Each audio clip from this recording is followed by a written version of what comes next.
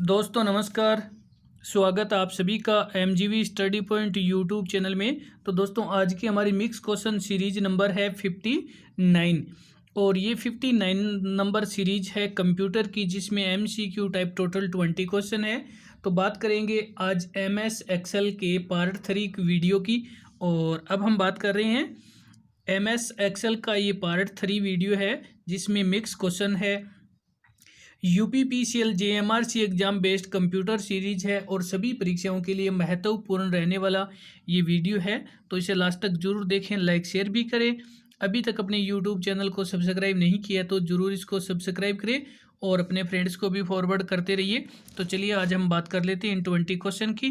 तो बात करते हैं क्वेश्चन फर्स्ट की ओर। क्वेश्चन फर्स्ट, वर्कशीट में हाइपर लिंक ऐड करने की शॉर्टकट की है। तो अब हम बात कर रहे हैं वर्कशीट, जो एक्सेल की वर्कशीट होती है उसमें हाइपर लिंक किस प्रकार से ऐड किया जाता है, इसके लिए जिस शॉर्टकट की का यूज किया जाता है। और यहाँ पे हमारा आंसर है ऑप्शन सी, कंट्रोल और के। कंट्रोल प्लस के से हाइपर लिंक ऐड किया जा सकता है वर्कशीट के अंदर। और चलते हैं नेक्स्ट क्वेश्चन की ओर। तो नेक्स्ट हमारे पास क्वेश्चन नंबर है सेकंड। क्वेश्चन सेकंड, इनमें से कौन सा कथन सही नहीं है। तो जो सही नहीं है आपको वह चुनना है।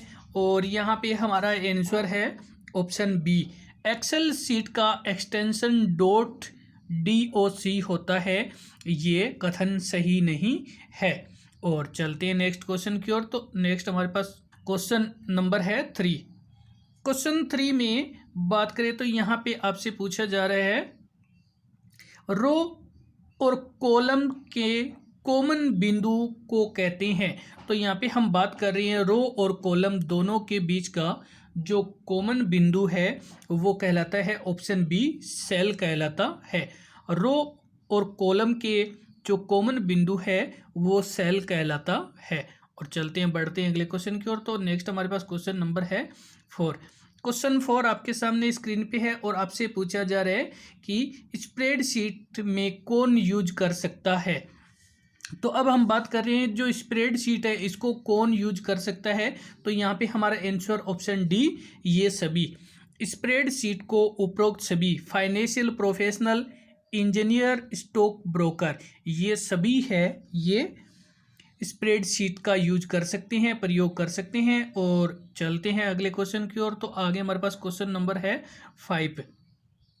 क्वेश्चन 5, सेल रेंज को दर्शाने के लिए एक्सेल में डैश का यूज करते हैं। तो अब हम बात कर रहे हैं सेल रेंज को दर्शाने के लिए एक्सेल का यूज करते हैं। और यहाँ पे हमारा आंसर ऑप्शन सी, कोलन।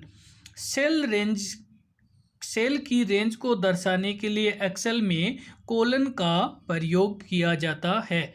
और चलते हैं बढ़ते हैं अगले क्वेश्चन की ओर। तो आगे हमारे पास क्वेश्चन नंबर है 6। क्वेश्चन 6 में फॉर्मेट सेल के डायलॉग बॉक्स को ओपन करने के लिए शॉर्टकट क्या है।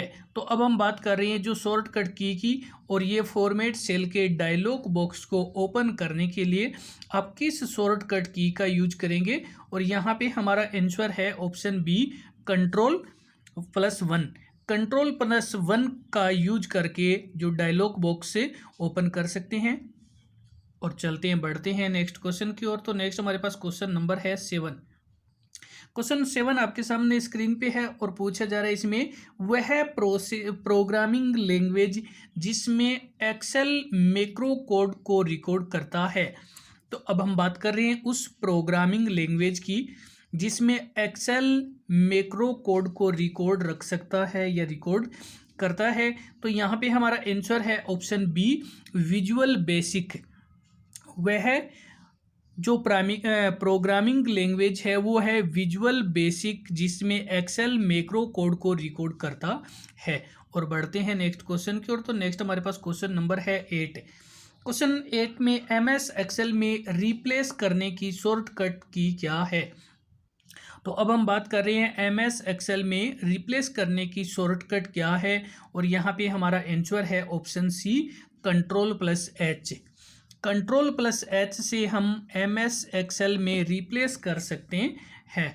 और चलते हैं नेक्स्ट क्वेश्चन की ओर। तो नेक्स्ट हमारे पास क्वेश्चन नंबर है 9। क्वेश्चन 9, इनमें से कौन सा मेन्यू एक्सेल में टेक्स्ट को कट, कॉपी, पेस्ट और डिलीट करने के लिए यूज किया जाता है? तो बात कर रहे हैं कि इनमें से जो कौन सा मेन्यू है वो टेक्स्ट को कट, कॉपी, पेस्ट और डिलीट करने के लिए यूज किया जाता है। और यहाँ पे हमारा आंसर है option A, edit menu. Edit menu से एक्सेल में जो टेक्स्ट होता है उसको हम कट कर सकते हैं, कॉपी कर सकते हैं, पेस्ट कर सकते हैं और डिलीट भी कर सकते हैं। ये सभी आपको ऑप्शन एडिट मेन्यू में मिलेगा। बात कर रहे हैं एक्सेल में, तो एडिट मेन्यू में आपको कट, कॉपी, पेस्ट और डिलीट ये सभी मेन्यू ऑप्शन मिलेंगे। और चलते हैं नेक्स्ट क्वेश्चन की ओर। तो नेक्स्ट हमारे पास क्वेश्चन नंबर है 10। क्वेश्चन 10 से पहले वीडियो को अगर लाइक नहीं किया है, शेयर नहीं किया है तो जरूर ये सभी करें। अब हम बात कर लेते हैं क्वेश्चन 10। एक्सेल फाइल का डिफ़ॉल्ट एक्सटेंशन होता है। तो बात कर रहे हैं एक्सेल फाइल की, और इसका जो डिफ़ॉल्ट एक्सटेंशन होता है वो option A .xls। Excel file का जो एक्सटेंशन बाय डिफ़ॉल्ट होता है वो .xls होता है। ऑप्शन ए करेक्ट है। और चलते हैं नेक्स्ट क्वेश्चन की ओर। तो नेक्स्ट हमारे पास क्वेश्चन नंबर है 11। क्वेश्चन 11 में किसी वर्कशीट में डिफ़ॉल्ट रूप से हेडर होता है। अब हम बात कर रहे हैं वर्कशीट की, और बाय डिफ़ॉल्ट जो हेडर होता है वो क्या होता है? तो यहाँ पे हमारा आंसर ऑप्शन डी, नन।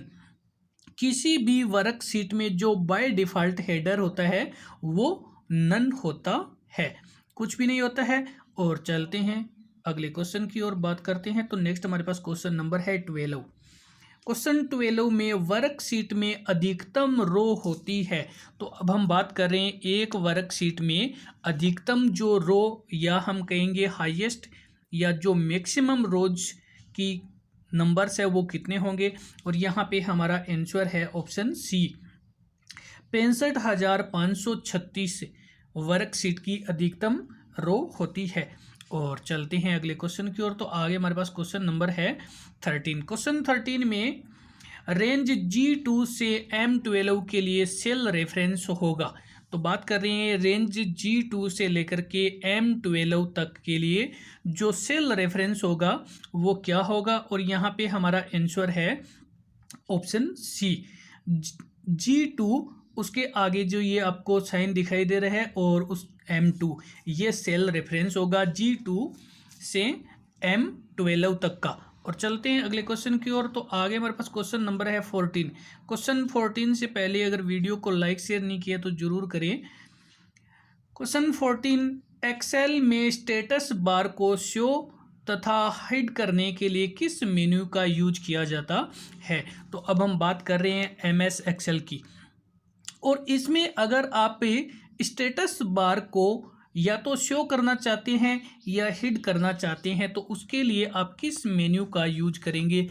कौन से मेन्यू के माध्यम से आप स्टेटस बार को शो भी कर सकते हैं और हिड भी कर सकते हैं? तो प्रदर्शित कर सकते हैं, छुपा भी सकते हैं। और यहाँ पे हमारा आंसर है option C, view menu. View menu के माध्यम से एक्सेल में स्टेटस बार को शो या हिड किया जा सकता है। और बढ़ते हैं अगले क्वेश्चन की ओर। तो आगे हमारे पास क्वेश्चन नंबर है 15। क्वेश्चन 15 में सिलेक्ट की गई रेंज में चार्ट बनाने के लिए कीबोर्ड के लिए शॉर्टकट की होती है। तो अब हम बात कर रहे हैं कि जो सिलेक्ट की गई रेंज है और उसमें चार्ट बनाने के लिए हम जिस शॉर्टकट की का प्रयोग करते हैं, तो यहाँ पे हमारा आंसर ऑप्शन डी, F11 है। F11 जो फंक्शन की 11 है, इसका यूज करके हम रेंज में चार्ट बनाने के लिए कीबोर्ड जो कि शॉर्टकट है। बढ़ते हैं अगले क्वेश्चन की ओर। तो आगे हमारे पास क्वेश्चन नंबर है 16। क्वेश्चन 16 में एक वर्कशीट से सिलेक्टेड रेंज के डेटा को दूसरी वर्कशीट में ड्रैग करने के लिए किस की का यूज करते हैं? तो अब हम बात कर रहे हैं वर्कशीट में सिलेक्टेड रेंज के लिए डेटा को दूसरी वर्कशीट में ड्रैग करने के लिए जिस शॉर्टकट की का यूज करते हैं वो कौन सी है? और यहाँ पे जो की है वो ऑप्शन बी, एल्ट।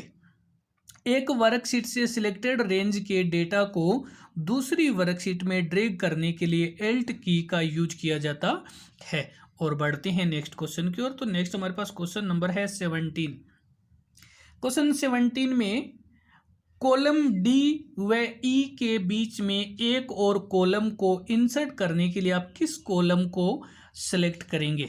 तो यहाँ पे हम बात कर रहे हैं कि आपको डी और ई के बीच में एक नया कॉलम इंसर्ट करना है और एक नया कॉलम और डालना है। तो उस नए कॉलम को डालने के लिए आप कौन से कॉलम को सिलेक्ट करेंगे, डी को या ई को या अदरवाइज किसी अन्य को? तो यहाँ पे हमारा आंसर है ऑप्शन ए, सेलेक्ट कॉलम ई। यदि हम ई और डी के बीच में एक नया कॉलम इंसर्ट करना चाहते हैं तो हम ई कॉलम को सिलेक्ट करेंगे और एक न्यू जो कॉलम इंसर्ट कर देंगे। और चलते हैं अगले क्वेश्चन की ओर। तो आगे क्वेश्चन नंबर है 18। क्वेश्चन 18 आपके सामने स्क्रीन पे है और इनमें से कौन सा एक्सेल में जूम परसेंटेज नहीं है? तो आपको यहाँ पे एक परसेंटेज दिया गया है कि जूम कितना परसेंट तक हो सकता है, लेकिन एक्सेल है वो जूम नहीं हो सकता है। तो 500 नहीं है एक्सेल का जूम। तो यहाँ पे एक्सेल है वो 10% जूम हो सकता है, 100% हो सकता है, 300% हो सकता है, लेकिन 500% एक्सेल का जूम परसेंट नहीं है। और चलते हैं, बढ़ते हैं। तो नेक्स्ट क्वेश्चन नंबर है 19। क्वेश्चन 19, एमएस एक्सेल में नंबर को ड्रैग करके सेल्स में इंसर्ट करने के लिए फीचर को क्या कहते हैं? कि यदि हम एक्सेल में नंबर को ड्रैग करके किसी सेल में इंसर्ट करना चाहते हैं तो उस फीचर को क्या कहा जाता है? और यहाँ पे हमारा आंसर है option C, auto fill. Auto fill number से ड्रैग करके नंबर को हम एक सेल से दूसरी सेल में डाल सकते हैं, ये इसकी फीचर है। और बढ़ते हैं नेक्स्ट क्वेश्चन की। तो नेक्स्ट और हमारे क्वेश्चन है 20। क्वेश्चन 20 जो कि इस वीडियो का लास्ट क्वेश्चन है। क्वेश्चन 20 में एक्सेल में कुल कितने कॉलम होते हैं?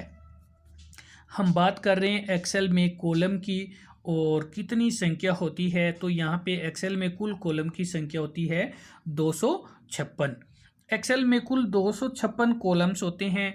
तो दोस्तों इसी के साथ में वीडियो देखने के लिए धन्यवाद। लाइक शेयर करते रहें। अभी तक अपने YouTube चैनल को सब्सक्राइब नहीं किया है तो ज़रूर सब्सक्राइब करें और विभिन्न टेस्ट सीरीज और mix question series, word solve word paper और अन्य जानकारी के लिए आप MGV study point YouTube channel पे विजिट कर सकते हैं। वीडियो देखने के लिए धन्यवाद। लाइक शेयर करने के लिए धन्यवाद।